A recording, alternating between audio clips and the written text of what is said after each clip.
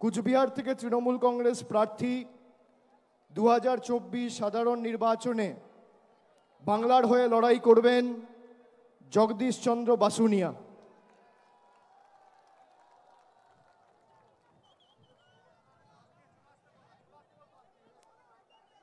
এরপর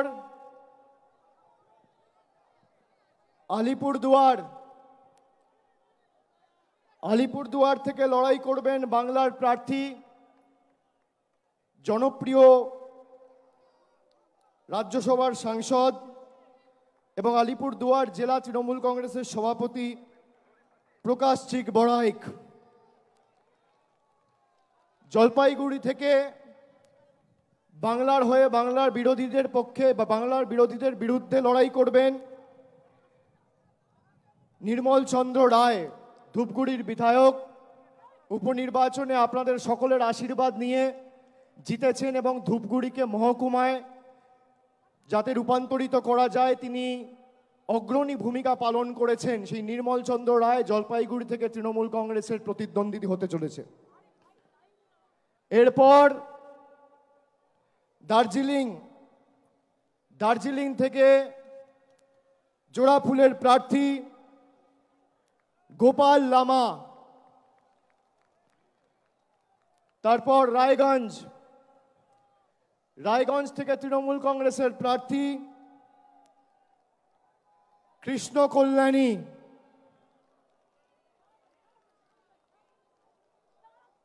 বালুরঘাট থেকে বাংলার হয়ে সবথেকে বড় বাংলা বিরোধী বিজেপি ইতিমধ্যেই নাম ঘোষণা করেছেন তাদের রাজ্য সভাপতি।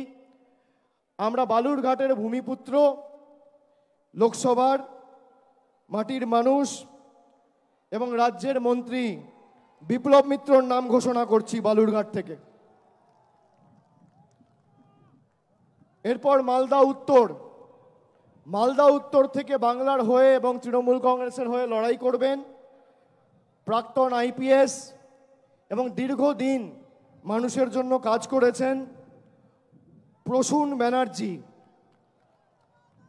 মালদা দক্ষিণ থেকে তৃণমূলের হয়ে লড়াই করবেন শাহনওয়াজ আলী রেহান, অত্যন্ত জনপ্রিয়, সুদক্ষ, অক্সফোর্ডে পিএইচডি করেছেন এবং মালদারি ছেলে। বাংলার হয়ে প্রতিদ্বন্দ্বিতা করবেন মালদা দক্ষিণ থেকে শাহনওয়াজ আলী রেহান। এরপর জঙ্গিপুর থেকে লড়াই করবেন খলিলুর রহমান। এরপর বহরমপুর থেকে তৃণমূল কংগ্রেসের প্রার্থী, বাংলার প্রার্থী, ভারতবর্ষের অন্যতম ক্রিকেটের তারকা, কেকেআর টিমেও দীর্ঘদিন খেলেছেন, আমাদের সকলের অত্যন্ত প্রিয় এবং জনপ্রিয় ক্রিকেটার ইউসুফ পাঠান। বহরমপুর থেকে লড়াই করবেন ইউসুফ পাঠান। মুর্শিদাবাদ থেকে লড়াই করবেন আবু তাহের খান। কৃষ্ণনগর থেকে বাংলার হয়ে এবং তৃণমূল কংগ্রেসের হয়ে লড়াই করবেন মহুয়া মৈত্র। রানাঘাট থেকে লড়াই করবেন রানাঘাট কৃষ্ণগঞ্জের ছেলে, বনগাঁ দক্ষিণের বিধায়ক মুকুটমণি অধিকারী। বনগাঁ থেকে লড়াই করবেন বিশ্বজিৎ দাস। ব্যারাকপুর থেকে লড়াই করবেন পার্থ ভৌমিক। দমদম থেকে লড়াই করবেন দীর্ঘদিনের জনপ্রতিনিধি, মানুষের সর্বক্ষণের সাথী প্রফেসর সৌগত রায়। বারাসাত থেকে লড়বেন ডক্টর কাকলি ঘোষ দস্তিদার। বারাসাত থেকে লড়াই করবেন ডক্টর কাকলি ঘোষ দস্তিদার। বসিরহাট থেকে লড়াই করবেন হাজি নুরুল ইসলাম। জয়নগর থেকে লড়াই করবেন প্রতিমা মণ্ডল। মথুরাপুর থেকে লড়াই করবেন যুব নেতা এবং মানুষের সর্বক্ষণের কর্মী, এলাকার ভূমিপুত্র বাপি হালদার। ডায়মন্ড হারবার থেকে লড়াই করবেন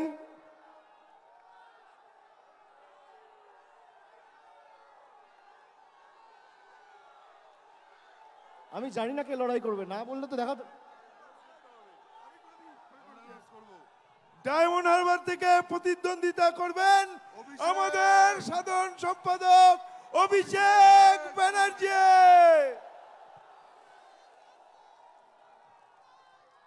যাদবপুর থেকে মামাটি মানুষ এবং বাংলার প্রার্থী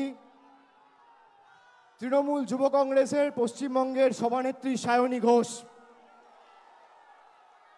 কলকাতা দক্ষিণ থেকে লড়বেন মালা রায়।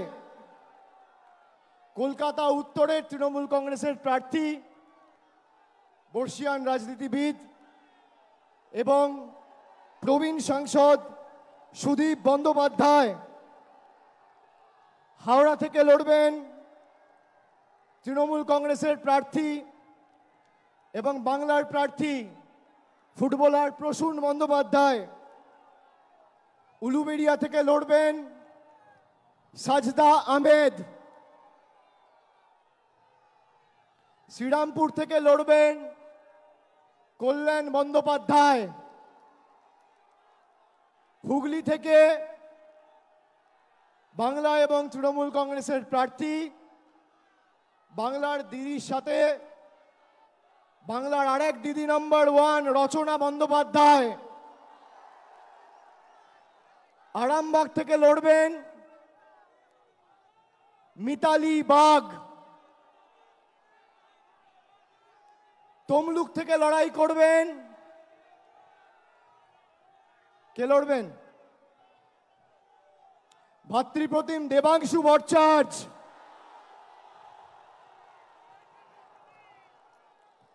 কাঁথি থেকে বাংলার প্রার্থী, পূর্ব মেদিনীপুরের মানুষের সর্বক্ষণের কর্মী,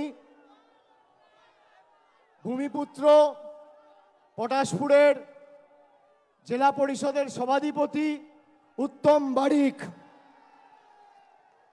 ঘাটাল থেকে লড়বেন দীপক অধিকারী দেব। ঝাড়গ্রাম থেকে লড়বেন পদ্মশ্রী এবং বঙ্গবিভূষণ কালীপদ সরেন। ঝাড়গ্রাম থেকে বাংলার প্রার্থী, পদ্মশ্রী এবং বঙ্গবিভূষণ কালীপদ সরেন। মেদিনীপুর থেকে লড়বেন জুন মালিয়া। পুরুলিয়া থেকে লড়বেন শান্তিরাম মাহাতো। বাঁকুড়া থেকে লড়বেন তালডাংরার বিধায়ক অরূপ চক্রবর্তী। বর্ধমান পূর্ব থেকে লড়াই করবেন ক্যালকাটা মেডিকেল কলেজে কর্মরত associate professor of psychiatry doctor Sharmila সরকার।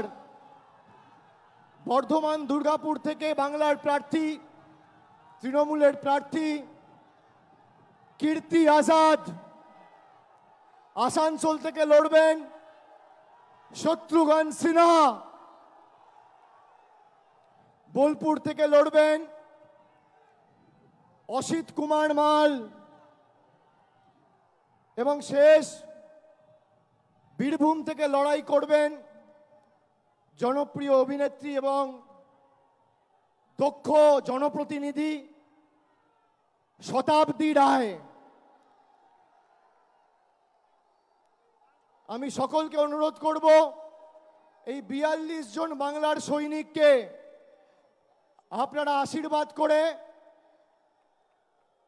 বিষ্ণুপুরটা আমার বলা বাকি আছে, বিষ্ণুপুর থেকে লড়াই করবেন সুজাতা খা। এই 42 জন প্রার্থীকে আপনারা আশীর্বাদ করে সুজাতা মণ্ডল খা বিষ্ণুপুর থেকে লড়াই করবে, ও লড়াকু মেয়ে। আপনারা এই বাংলার প্রত্যেকটা সৈনিককে আশীর্বাদ করে বাংলা বিরোধী শক্তিদের যাতে বাংলার মাটি থেকে আমরা উৎখাত করে ফেলতে পারি, আপনারা মমতা বন্দ্যোপাধ্যায়ের হাত, তৃণমূল কংগ্রেসের হাত আরো শক্তিশালী করবেন। মাথায় রাখবেন, কেন্দ্রে যেই ক্ষমতায় আসুক, বাংলায় সর্বত্র তৃণমূল কংগ্রেসের প্রার্থীদের জেতান। আমি এটা কেন বলছি, তার কারণ 14 সালে আপনারা 34 জন সাংসদকে বাংলা থেকে জিতিয়ে দিল্লিতে পাঠিয়েছিলেন।